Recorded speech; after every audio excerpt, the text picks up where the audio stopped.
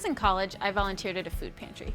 For the most part, I really enjoyed it. I enjoyed that community that formed with the other volunteers. It felt good to do something with my hands, and I had the satisfaction of thinking I'd served others. The part I always dreaded, though, was handing a person their meal or their box of food.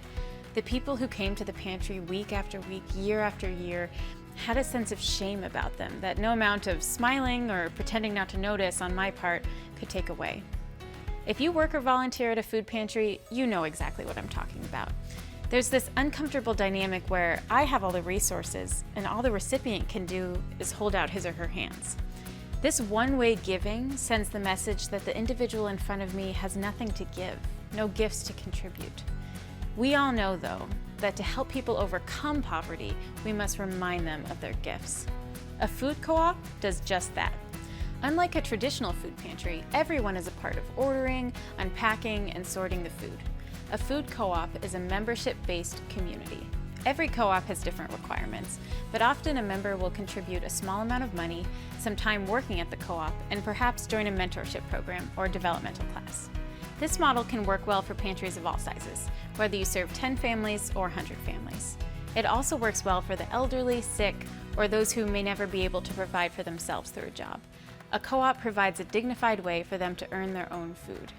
Because the model is so customizable, you can even create a co-op for people who work during the day. Most co-ops run with 1 or 2 staff members along with a handful of volunteers. And if you want to incorporate mentorship, you'll need more volunteers. While a simple co-op, one where people are required to work in order to take food home, isn't likely to help families escape poverty, it is a more dignified way to offer relief to those who are truly in a crisis. And by expanding to offer mentorship, classes, or goal setting over time, your co-op will help people develop, and eventually they won't need the co-op anymore. The basic idea here is that people need more than food. They need relationships, skills, and a sense of dignity. All those things I appreciated about my experience at the food pantry, members of a food co-op are able to experience themselves.